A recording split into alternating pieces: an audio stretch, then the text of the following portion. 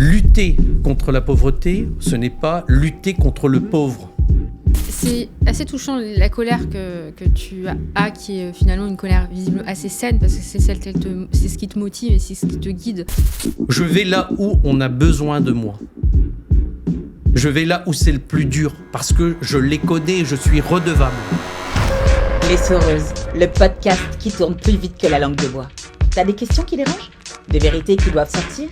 Dans l'essoreuse, Karim Amrouni passe à la machine.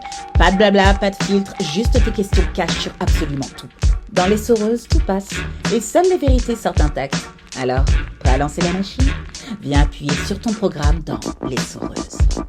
Bonjour Sarah, c'est une belle surprise de t'avoir, de savoir que c'est toi qui vas m'interviewer aujourd'hui, puisque l'équipe qui gère l'essoreuse ne m'avait pas dit devant qui j'allais me retrouver. En tout cas, c'est une belle surprise. Je suis content de t'avoir en face de moi et puis je suis content surtout de répondre à tes questions.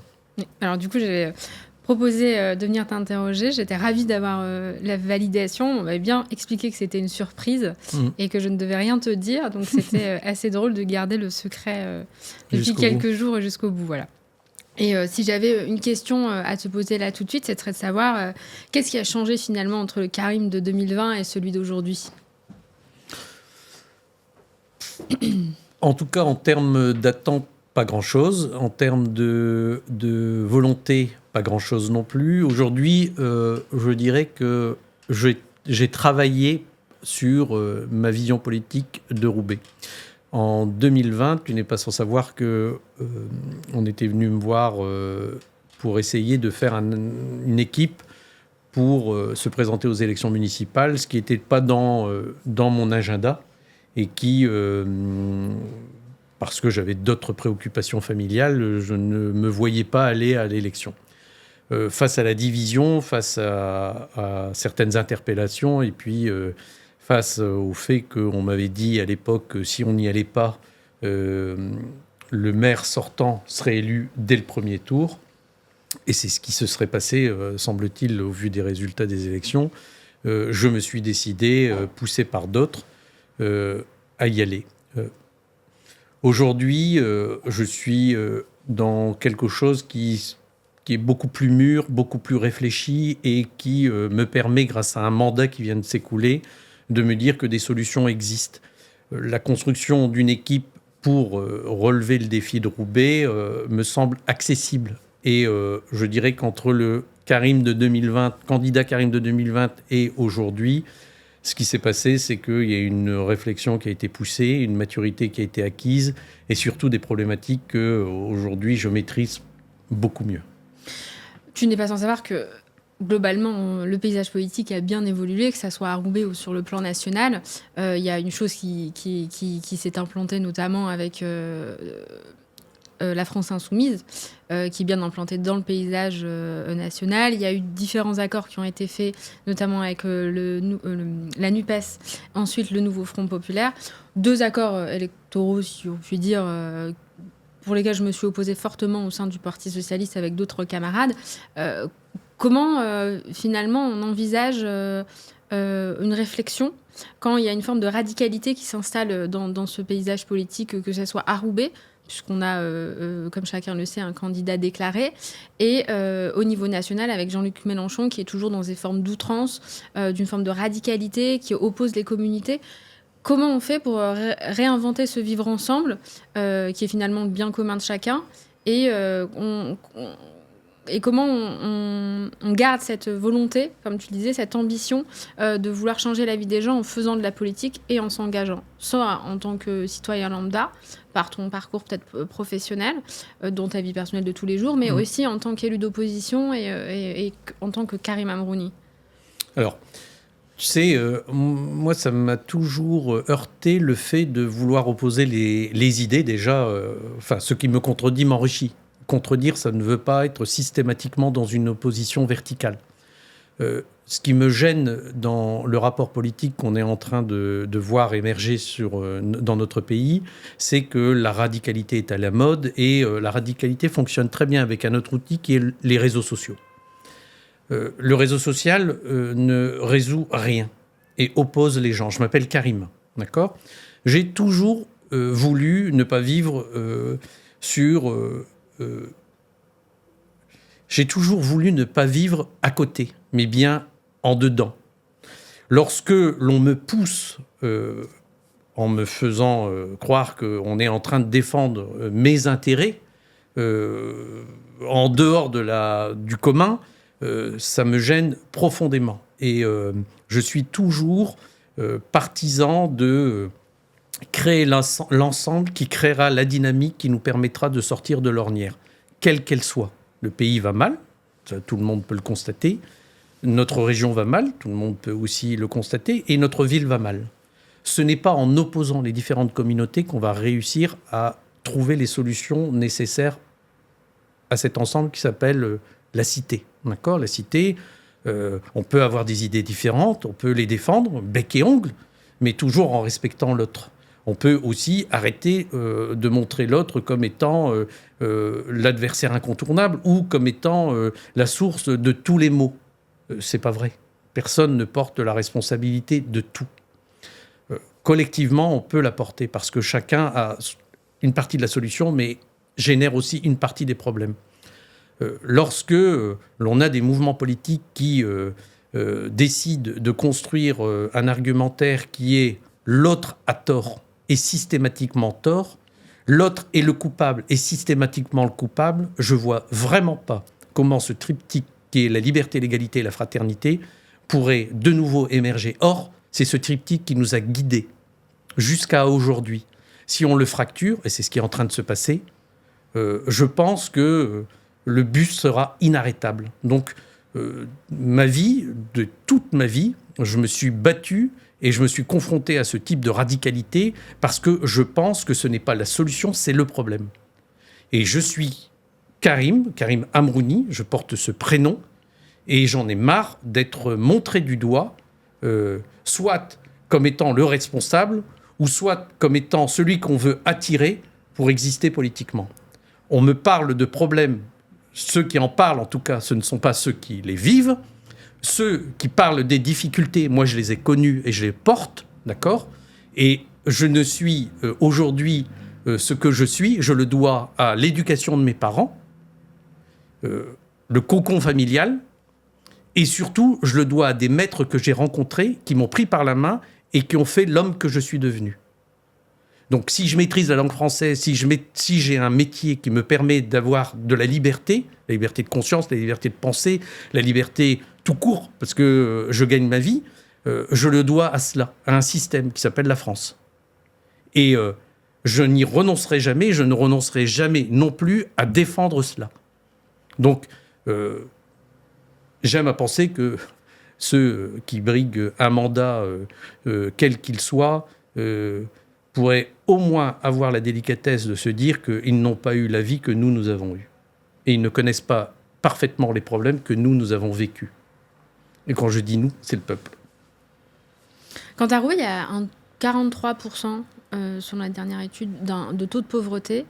Comment on réfléchit, comment on pense la ville, comment on voit ses atouts, comment on voit finalement ses défauts, si je puis dire, et comment on réfléchit à une réflexion de société avec tout ce qui se passe aujourd'hui dans le monde, les guerres, l'explosion de l'extrême droite au niveau européen.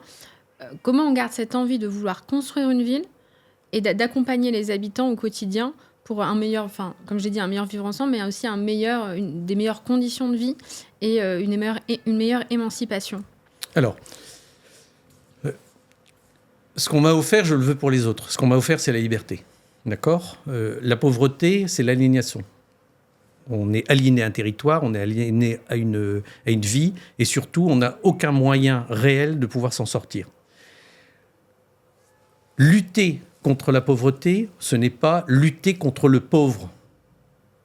Le pauvre est une condition, d'accord ? Et l'emmener vers un ailleurs, c'est lui raconter une histoire qui soit audible et une histoire dans laquelle il va pouvoir s'inscrire. Alors, on pourra repeindre tous les murs de cette ville, tous.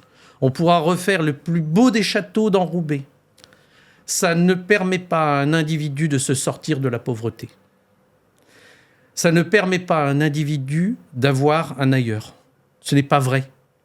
Ce n'est pas ça que le citoyen réclame. Le citoyen réclame sa part de liberté. Le citoyen réclame son libre arbitre. C'est ça qu'il faut lui offrir.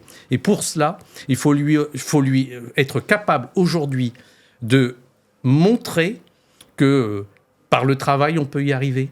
Par la formation, on peut avoir un boulot, un job et acquérir cette forme de liberté. Et que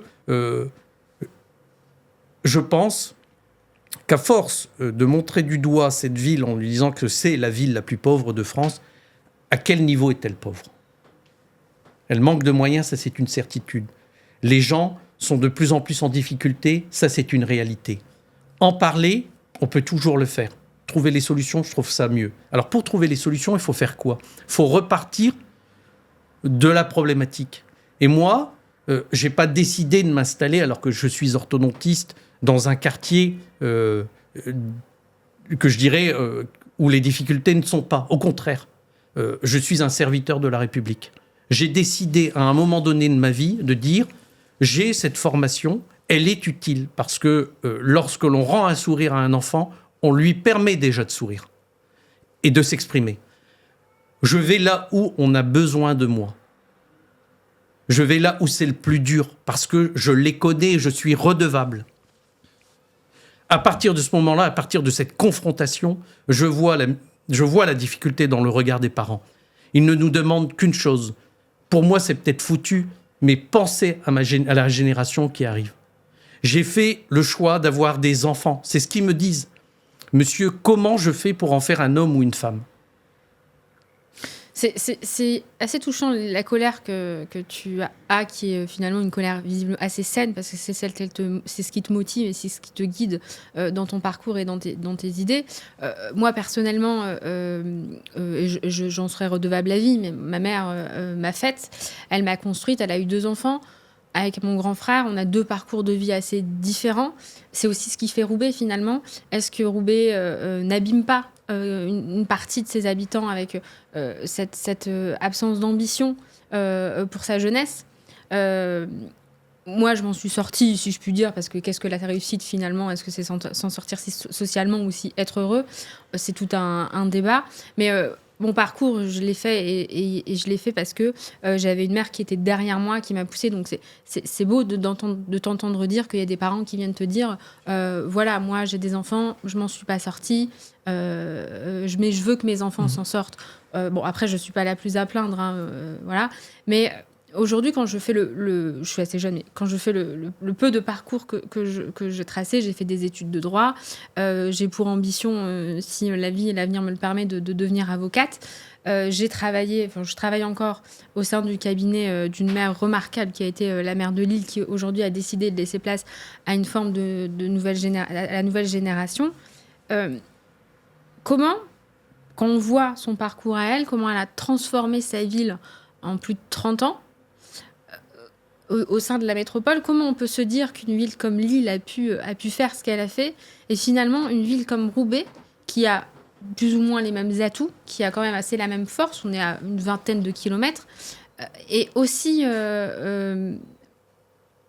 en difficulté. Alors, je ne dis pas qu'à Lille, il n'y a pas des difficultés. Ils ont aussi des quartiers populaires. Elle a fait le choix politique de les garder dans sa ville, de construire avec eux, de transformer, de métamorphoser tous ces quartiers pour en faire des lieux de vie dignes. Mais à Roubaix, quand on voit, par exemple, le quartier de l'Alma ou le quartier de l'Épaule, et finalement qu'on voit le quartier de Barbieux, comment on peut expliquer que dans une ville, il y a une telle distorsion entre 2 quartiers qui sont loin, pas aussi loin géographiquement, mais en même temps une distorsion aussi avec ses habitants. Parce que socialement, ce sont deux mondes qui n'arrivent pas à cohabiter ensemble. Et comment on reconstruit une ville, comment on réconcilie tous ces gens, et comment on pense à tout ça pour faire le Roubaix de demain. Alors, ce qui paraît être un défaut, moi j'en fais au contraire une très grande qualité. On vit dans une société où plus personne se regarde. On vit dans une société où chacun pense à soi. Et puis on se dit que si moi déjà je m'en tire, c'est déjà pas mal. Et puis si j'arrive à en tirer quelques-uns autour de moi, de ma famille, alors j'aurais peut-être réussi un bout de vie. D'accord ? Moi, je pense que lorsqu'on atteint un chiffre aussi important d'êtres humains sur la planète, ou on se protège les uns les autres, ou on va vers la catastrophe. D'accord ? Quand on écoute des gens discuter ou parler d'avenir, ils nous répartissent dans 3 groupes d'êtres humains.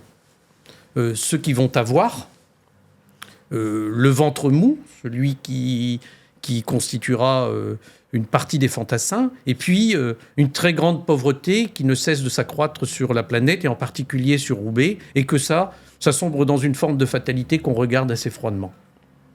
Moi, je pense qu'on peut décider collectivement de se dire tout cela, c'est une force. Celui qui, aujourd'hui, est en précarité, peut-être que demain, ça sera la force motrice de la ville. Parce qu'il aura cette idée géniale qui va l'emmener vers les sommets. Et puis, rien n'empêche que, parfois, par des accidents de la vie, on en est tout en haut de l'échelle sociale et puis on trébuche et on chute. Il faut se dire qu'aujourd'hui, on vit une époque où rien n'est arrêté et rien n'est figé. Et donc, de se comprendre les uns les autres et de se dire que nous devons interagir les uns avec les autres pour s'en sortir, alors on constitue un nouveau corpus intellectuel ou en tout cas une nouvelle vision qui permet de se dire que tout peut arriver. Et je pense qu'on vit une époque où tout peut arriver. Le meilleur comme le pire. Et moi, je pense que Roubaix est un laboratoire du meilleur, pas un laboratoire du pire. Alors, on parle de secteurs de ville comme l'Alma, comme l'Eppel, en proximité avec un secteur un peu plus huppé, qui serait Barbieux. Moi, je pense qu'à Barbieux, il y a un savoir-faire aussi. Et puis, ça reste des gens qui sont issus, pour la plupart, d'une forme qui ont constitué ce qui a fait l'honneur de ce pays, c'est-à-dire le social. Ils ont pensé au social bien avant tout le monde. C'est des gens qui ont été très attachés à aider l'autre, à aller vers l'autre, à essayer de le comprendre. Et puis, vous allez à l'Eppel. L'Eppel, c'est comme un petit cachet d'aspirine que vous mettez dans l'eau. Il suffit de mettre la flotte pour voir arriver le gaz. D'accord ? Et moi, je pense que l'Eppel est un quartier à part entière, mais surtout un quartier extrêmement intéressant. Et si un jour on prenait le pari de voir les gens de l'Eppel inviter les gens de Barbieux à venir manger avec eux. D'accord ? Parce que à l'Eppel, sur 200 mètres, vous mangez, vous êtes à la table du monde. Et que Barbieux est intéressé d'être justement à la table du monde. Et puis, on pourrait aussi envisager que les gens de Barbieux emmèneraient les gens de l'Eppel visiter le musée de la piscine. Moi, je pense que c'est demain, ça. Les gens sont prêts. Les gens le demandent. Mais on a, je ne sais pas par quel hasard du jeu politique, dichotomisé la pensée dans cette ville. On a créé des quartiers qui ne se rencontrent pas forcément, avec des spécificités qui sont les leurs, mais qui ne sont que dans un moment de respiration où ils ont une envie profonde de se rencontrer, de se comprendre. Parce qu'ils se comprenaient déjà dans le passé. Et ces quartiers vont se retrouver. Il faut juste créer le moment. Tu parles du musée de la piscine, finalement, selon toi, la culture peut rassembler, peut éveiller les consciences et émanciper clairement l'être humain ou l'habitant de façon... Donc c'est un levier important pour toi, la culture, pour demain, pour aujourd'hui, comment ça se... Alors pour moi, les deux mamelles de la liberté, l'éducation et la culture. Quand vous êtes éduqué, où que vous soyez dans le monde, vous serez compris. Parce que vous comprendrez très vite les codes. La culture vous permet de vous ouvrir aux autres, de comprendre ce qu'est l'âme même de l'espèce humaine. Alors, quand vous possédez ces deux outils de compréhension du monde, alors vous êtes déjà un individu libre. Ce qui me choque dans la période qui est la nôtre, c'est que l'éducation, on tend à la financiariser, et la culture, on tend à la rendre la plus accessible possible. C'est vrai, mais encore faut-il en connaître les codes.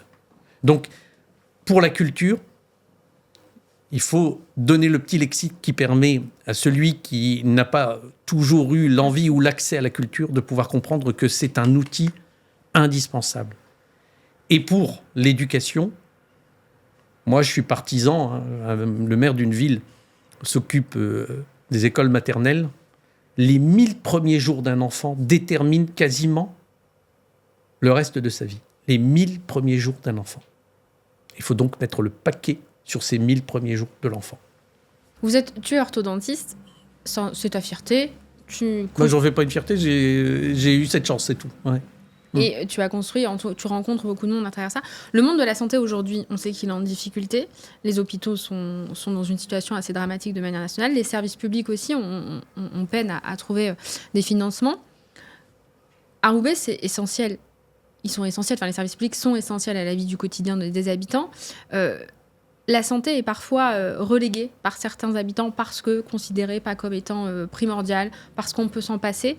Comment on recrée l'accès à tous les habitants à la santé, qui est un droit fondamental qui plus est, et comment on réfléchit finalement à trouver un système de santé qui puisse permettre à toutes et tous de pouvoir se soigner gratuitement, comme ça a toujours été le cas. Je parlais de Martine Aubry tout à l'heure, elle a porté fièrement la CMU, qui a permis à plus de 6 millions de Français de pouvoir se soigner. Aujourd'hui, certaines choses sont remises en cause par les différents gouvernements du fait de la crise dans laquelle on est. Comment on peut se dire, vous, par exemple, en tant que professionnel de santé, comment vous voyez ce recul, finalement, de l'accès aux droits et comment vous envisagez la suite ? Alors, c'est un sujet qui me passionne déjà, mais qui est très complexe. L'accès aux droits de soins, globalement, dans notre pays, il est organisé. C'est-à-dire que la personne qui peut bénéficier de la C2S, il bénéficie de la C2S. D'accord ? Il a recours à ce droit. Vous avez les sorties de la C2S où les gens vont voir une assistante sociale et remettre en route ce système-là. Et puis, vous avez les autres. Vous avez aujourd'hui un coût de mutuelle qui est exorbitant pour une famille. D'accord ? Vous avez aujourd'hui un coût de soins qui est important.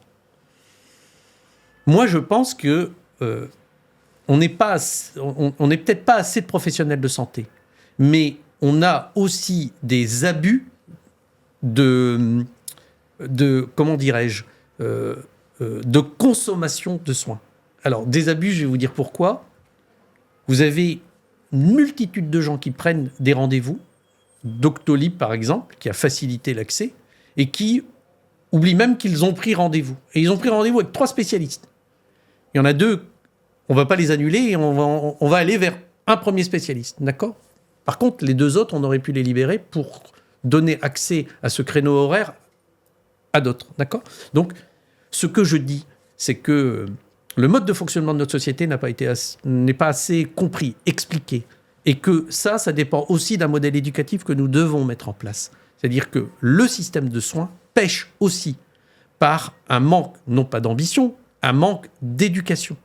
On doit permettre aux gens d'accéder à un savoir qui va leur permettre de mieux consommer le soin, de mieux appréhender la maladie, d'accord ? Et surtout de mieux contrôler leur vieillissement.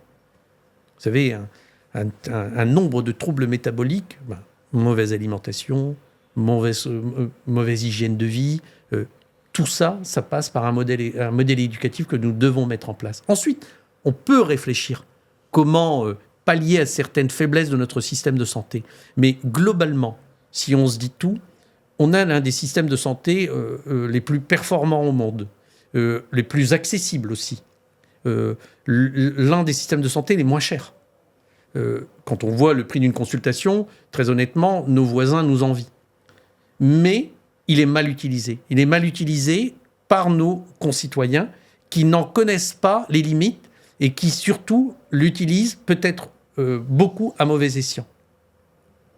Donc, toujours, la mère des batailles, pour moi, du siècle, c'est l'éducation. L'éducation pour mieux consommer, l'éducation pour mieux s'affirmer, l'éducation pour mieux se comprendre et l'éducation pour mieux interagir les uns avec les autres. C'est toujours plus de dialogue finalement entre les corps.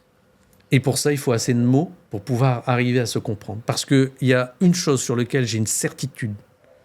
Lorsque vous n'avez pas assez de mots dans votre bouche, il ne vous reste plus que les poings. Et la sécurité dans tout ça, parce qu'on a parlé logement, on a parlé santé, on a parlé éducation, on a parlé culture. Aujourd'hui, on voit que dans la société, la violence explose assez tôt chez beaucoup de jeunes. C'est aussi dû aux réseaux sociaux qui sont en pleine expansion. Comment on fait dans une ville pour en tout cas, faire baisser le sentiment d'insécurité, comme pouvaient quelques-uns en parler par le passé, dans sa ville, et comment on essaie on fait appel à plus de policiers nationaux, ce qui est aussi le cœur du combat. Comment ça se passe ? Alors, moi, je pense qu'on est dans une société qui est certes anxiogène, mais qui a les ressorts nécessaires pour pouvoir pallier à cette déferlante entre guillemets de haine ou de violence.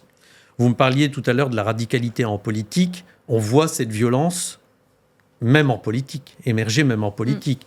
On voit des gens se hurler dessus à l'Assemblée nationale alors que ça passe à la télé ou au Sénat. On voit des gens s'interpeller de façon extrêmement grossière en utilisant des gros mots.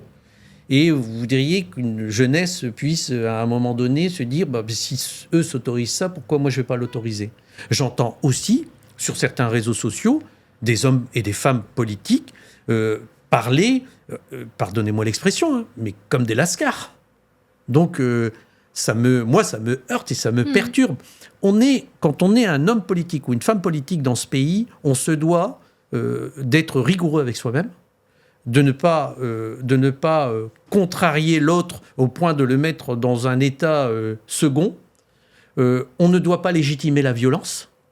On doit être dans la bienveillance. Et puis surtout, on ne parle pas, par exemple, d'une ville comme Roubaix en se disant ils n'ont pas intérêt à venir parce que à Roubaix, j'ai mes potes. Moi, j'ai entendu des hommes politiques dire ça. Mais Roubaix n'est pas un centre ou un ring. Roubaix n'est pas constitué exclusivement de gens violents. Roubaix, moi, dans mes patients et dans les gens que je côtoie tous les jours, je ne vois pas des gens utiliser la force pour pouvoir se faire entendre. Bien au contraire. Ils sont tellement acharnés dans leur vie, ils ont tellement de difficultés que ils n'ont pas besoin d'être violents, puisqu'ils se rendent compte qu'ils ne sont entendus que très rarement et qu'ils ne sont compris que très rarement. Et combien de fois des parents m'ont dit mais monsieur Amrouni, il faudrait quand même que les hommes politiques et les femmes politiques de ce pays montrent l'exemple. Pourquoi on ne va plus voter ? On ne va plus voter parce qu'on ne croit plus en eux. Ils sont plus crédibles. Alors, vous savez, quand on dit le Front National n'a pas intérêt à venir à Roubaix parce que nous, on a les hommes pour. Non, moi, je combats les idées du Front National et ça se fait avec le mot. Hein. Depuis François Hollande, tout l'ensemble des élections présidentielles qui ont été faites, on a toujours eu un choix. On a dû voter parce qu'on avait le Front National. C'est un vote par défaut, finalement. Comment on fait pour reconstruire une société et un monde politique, en tout cas, qui permet à chacun d'être représenté par la personne et que les idées soient appliquées aujourd'hui au niveau national et qui redescendent finalement au niveau communal ? Moi, je pense que de toute façon, on est condamné à travailler ensemble. Quel que soit le bord politique, on est condamné. L'heure est assez grave parce que la division est là.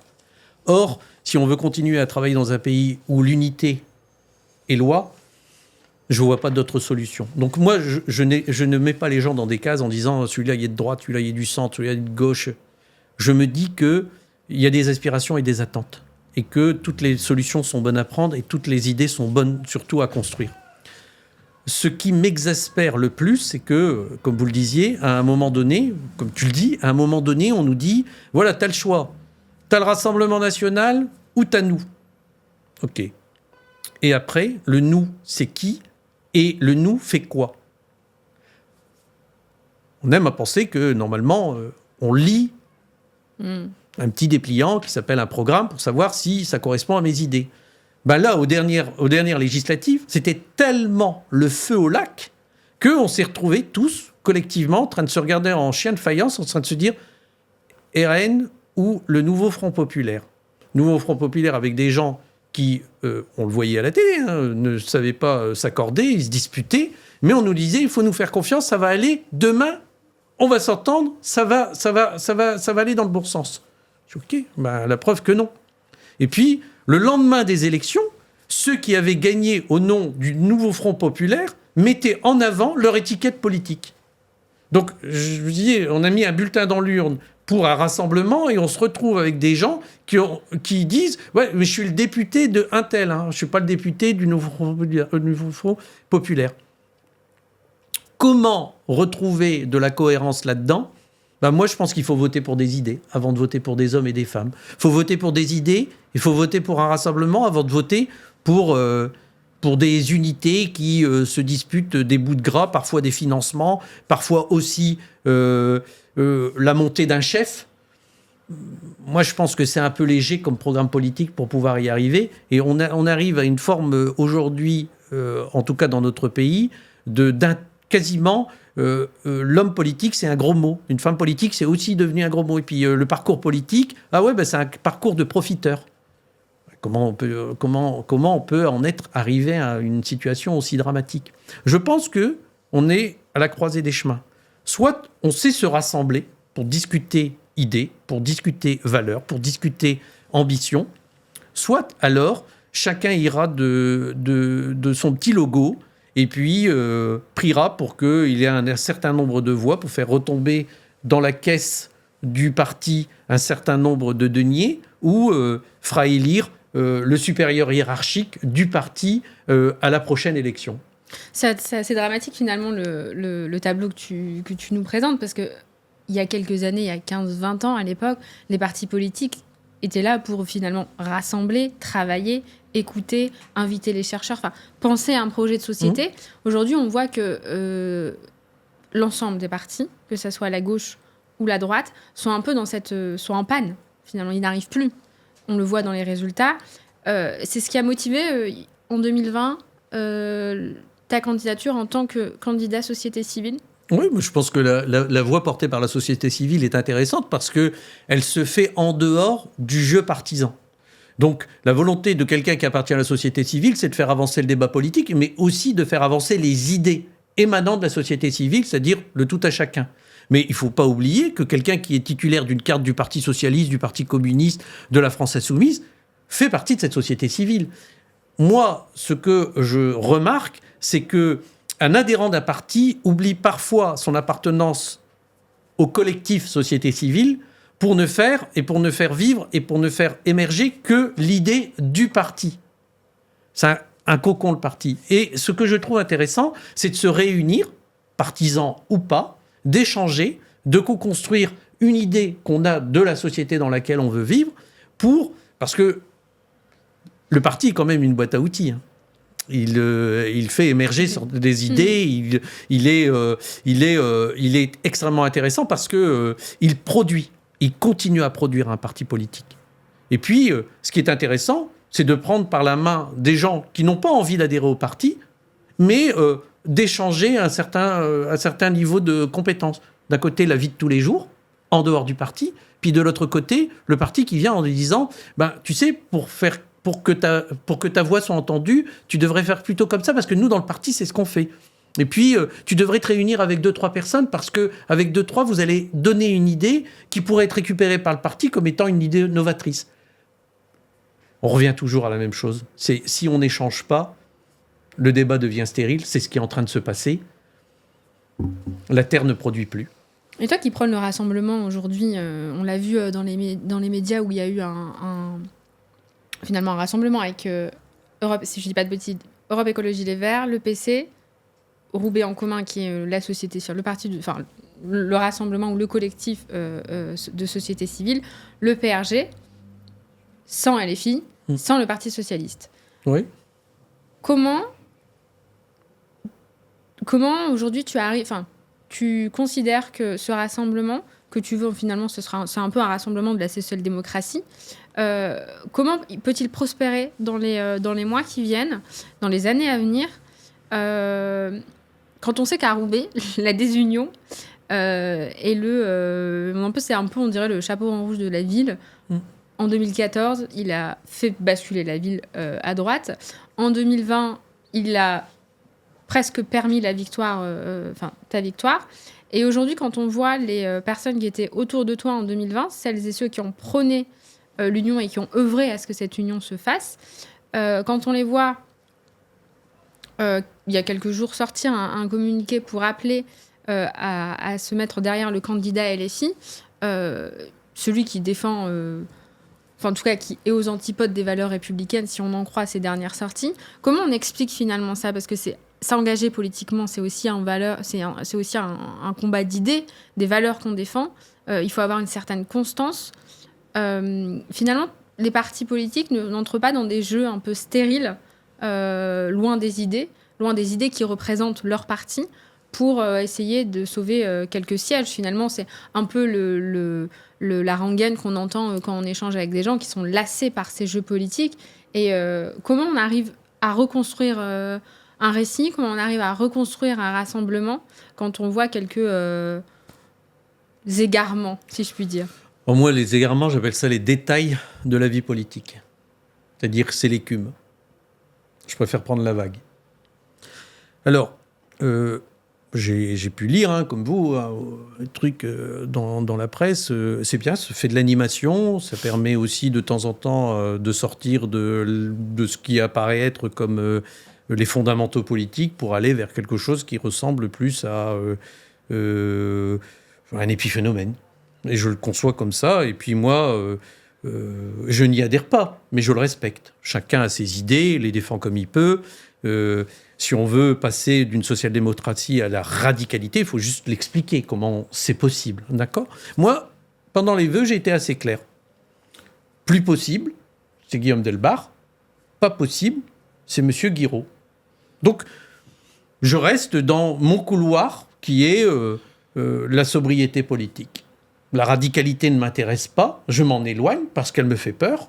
Et de l'autre côté, on est devant une majorité qui a prouvé que c'était compliqué. Tout n'était pas parfait. Elle avait le mérite d'exister. Et puis, on propose de reconduire cela de nouveau pendant 6 ans. Je ne suis pas d'accord, tout le monde le sait. Et donc, je fais une proposition politique qui est différente avec mes amis, avec des gens qui ont cette ambition de porter un collectif. D'assumer, d'être aussi dans quelque chose qui est en dehors de la radicalité. Aujourd'hui, la porte n'est pas fermée. Elle est fermée à M. Guiraud, ça, tout le monde l'aura bien compris, et à M. Delbarre, ça aussi, tout le monde l'aura bien compris. Mais elle n'est pas fermée. Elle est ouverte à toutes les bonnes volontés, aux gens qui se sentent inspirés par ce qu'on a mis en place et se sentent aussi, aujourd'hui, mal à l'aise avec la radicalité, et mal à l'aise avec l'histoire qui s'est écrite depuis 10 ans à Roubaix. C'est une offre politique. Je pense qu'elle est sérieuse, elle est rigoureuse, et surtout, elle s'appuie sur des compétences réelles. Donc, si on veut changer la vision de Roubaix, si on veut construire autre chose pour Roubaix, on ne peut pas faire avec l'ancien, et on ne peut pas faire avec la violence. Comment on va réussir cette fois-ci ? J'espère qu'on réussira en 2026. L'union de 2020. Elle a déjà commencé. C'est-à-dire les mêmes qui étaient autour de la table en 2020 au second tour sont de nouveau autour de la table comme en 2020. C'est sûr, il manque le Parti socialiste. Mais je ne désespère pas qu'à un moment donné, ils reprennent le parti de pouvoir être avec nous dans ce combat politique. Ils l'étaient en 2020. Je ne vois pas pourquoi ils ne le seraient pas en 2026. Mais c'est à eux que ça appartient. C'est un choix qu'il faut faire, un choix politique, un choix de vision, un choix d'ambition. Ça leur appartient aujourd'hui. La porte a été ouverte, les invitations ont été données. Je pense que la réflexion doit se faire et la maturation doit se faire de leur côté. Moi, je peux comprendre qu'on hésite. Moi, je peux comprendre aussi qu'à un moment donné, on se dise pourquoi ne pas y aller seul ? Parce que je ne peux pas imaginer que le Parti socialiste, en tout cas roubaisien, rejoindrait des gens qui, en 2020, nous ont fermé la porte. Voire pire, ont fait campagne contre nous. Ça, je ne peux pas l'imaginer. Ça s'appelle de l'honnêteté intellectuelle. En tout cas, en espérant que les accords d'hier ne seront pas ceux de demain, et donc les accords de la NUPES ou du Nouveau Front Populaire ne seront pas les accords de 2026. C'est tout ce qu'on peut espérer pour le Parti socialiste roubaisien. Comment on construit le Roubaix de 2050 ? Alors, le Roubaix de 2050, c'est intéressant comme question, parce que hier, j'étais dans une table ronde à Entreprises et Cités où on évaluait la santé en 2050. Et ce qui est intéressant, c'est que le temps politique est un temps long. Alors, ce qui nous manque, c'est de partager une vision de ce que pourrait être Roubaix en 2050. Roubaix est l'une des villes les plus jeunes de la métropole. D'accord ? Roubaix a des atouts que les autres n'ont pas, notamment en matière de foncier. Roubaix a un patrimoine culturel et immobilier qui nous est envié de partout sur la métropole. Roubaix, ça peut être aussi, demain, avec une entité comme OVH, l'une des pierres angulaires de l'innovation numérique sur le territoire métropolitain. Roubaix a une histoire industrielle qui est enviée de tous. Roubaix était leader quasiment au monde grâce notamment à la lainière. Si avec autant d'atouts, vous n'êtes pas capable de construire un Roubaix 2050 flamboyant, c'est qu'alors vous manquez certainement et cruellement de vision. Ce qui se passe aujourd'hui, lorsqu'on regarde notre territoire, il y a des choses qui s'allument, des petites lumières qui s'allument à droite et à gauche, mais qui, à mon sens, n'ont pas de cohérence. D'accord ? Il y a des choix qui sont stratégiques et qui ne sont pas ceux que j'aurais fait en tant que maire de cette ville. Je n'aurais pas pris ces choix-là. Il y a des manques au niveau métropolitain qui ne sont pas comblés et où Roubaix a une carte à jouer, mais n'y va pas parce que pas dans la vision actuelle de l'équipe qui dirige la ville. Roubaix 2050, c'est une ville où on a l'une des espérances de vie les plus importantes, parce que la ville sera accueillante et permettra cela, d'accord, sur le vieillissement.